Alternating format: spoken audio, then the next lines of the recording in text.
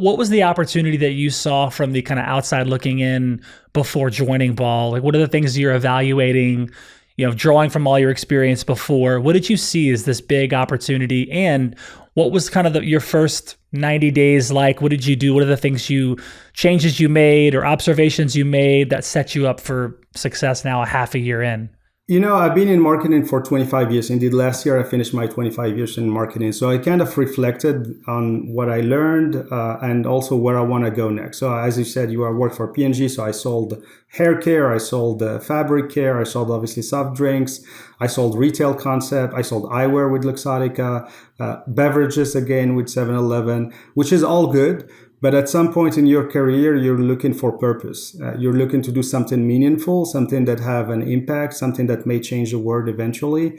And when this business came in, it came just at the right time where I was kind of thinking like, what's the next 15 years are going to look like and where I want to be and how can I use my experience, my expertise, my skill set to do something that is positive, especially in a world where we know there's a lot of impact around climate change and global warming. So that's what got me into this business. And also what I liked about it is still a startup to scale up. So Ball is a almost $15 billion global organization. We're a small piece of that. We're still a small startup within that organization. So being able to come in year one and shape the business and be part of the team that eventually gonna transform and scale this business was what got me excited above and beyond obviously the sustainability, which is kind of at its core purpose and the reason why this business exists. So that's what got me here. The first 60 days was really working on the strategy and then aligning leadership on the strategy. So that was kind of my focus the first 60 days. What are some of the things that you do there to align with these other stakeholders that maybe were there before you, that have a different viewpoint, that might challenge you? What are some of the ways you really build that trust with other executives? I think the challenge with this business, this is the first B2C business for Ball Corporation since the Mason jar. So Ball is mostly a B2B. Their business model is super predictable. They work with the global key account, and I named some of them. And they have multi-year contracts. So then they build manufacturing plants, based on the commitments made with those global key accounts.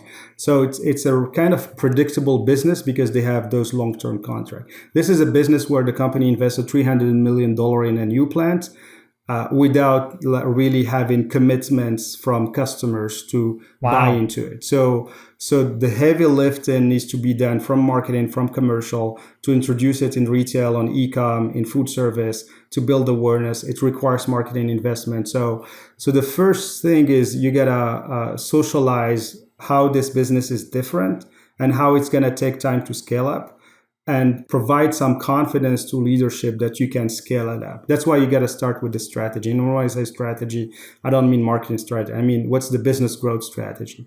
And that's what we did the first 60 days. And then we aligned it all the way to the CEO. And it became kind of the roadmap for growth. What are some of the most effective channels that you're seeing right now? What's working really well? From a media standpoint, it's definitely digital social. Plus activation, anything that's, again, as I said, when people experience the cup in a stadium, in a venue, in a music festival, it's memorable. They even end up taking it back home and the cup becomes the channel. I would say from sales channel, we are kind of even between retail and food service with e-com kind of the third channel there. But the business is kind of balanced between the two.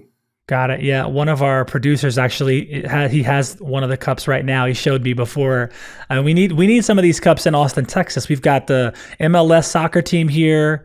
We've got some big venues. We've got some music festivals here. So I feel like there's a big opportunity for you guys to come here and make a splash here in Austin and Texas broadly too. I love Austin. I mean, I used to travel a lot to Dallas where 7-Eleven is. So I went there also for store visit and we need to bring the cup to Austin. What kind of team culture do you aim to build at Ball Corporation? What's just your approach to, building culture and a high-performing team in 2022 as a marketing leader?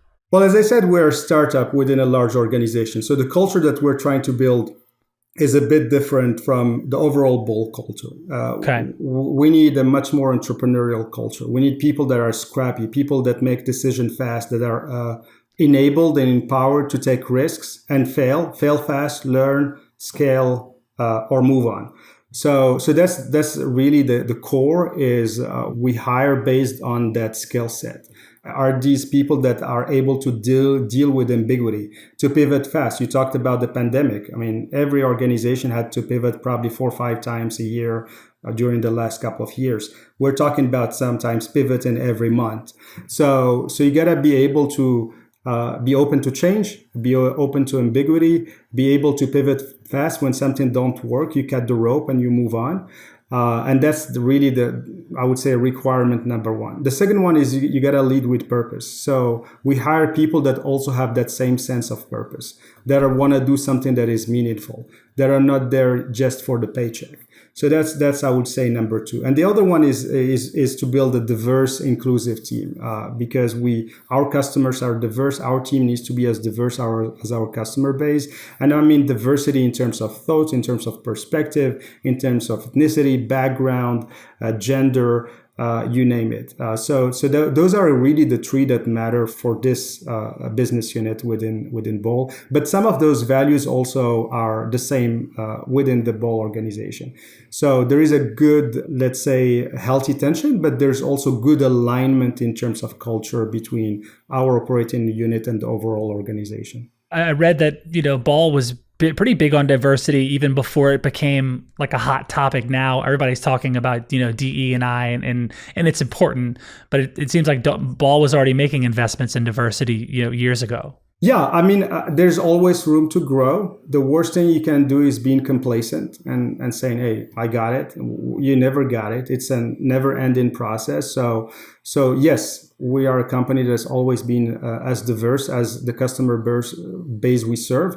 We have manufacturing all over the world. So basically, our employees are kind of mirroring the markets and the countries where they are in. We just need to build on that and do more. When you talked about kind of cutting the rope, right? We'll say when something's not going well, especially in marketing, you're launching a campaign or you have an idea for an activation or some, something that you're investing time and energy in and you're seeing that it's not working. And I think this is kind of where there can be some ambiguity in terms of, okay, when do we cut the rope, right? As a marketing leader, how far do we push it down the road, even though it seemingly is not giving us the result now?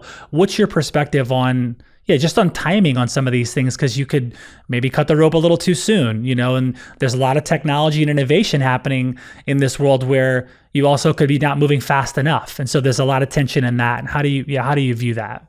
Yeah, I think because marketing is an art and science, a lot of people tend to fall in love with the project, with the brand, with the initiative. And when you fall in love with it or with the innovation, you want to take it all the way.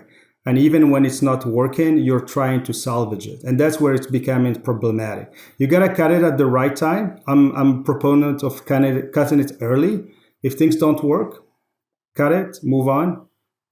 Again, fail fast, learn, and iterate. And when things work, then you can scale them. But there is not like an ideal time frame. I mean, and different people have different perspective. But I think the worst thing we can do as marketeers is fall in love with the project, with an innovation, because it becomes your baby. So you don't want to abandon it, right? You want to nurture it and try to find ways to grow it.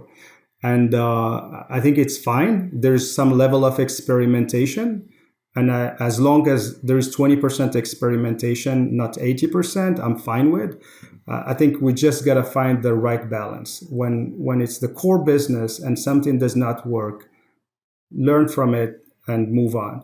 And we have metrics, like it's not the 90s. Like if you look at digital and social, you can track metrics on a weekly basis. You know which creative is working, which is not. You know which channels are working, which are not.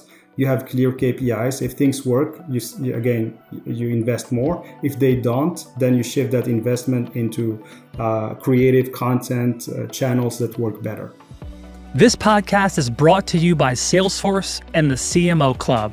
The CMO Club is a global community for senior marketing executives to come together, share ideas, and solve their toughest challenges in a collaborative and trusted environment with other marketing leaders. Salesforce and the CMO Club provide best-in-class programs, events, and a digital platform for marketing leaders to come together and be inspired like never before.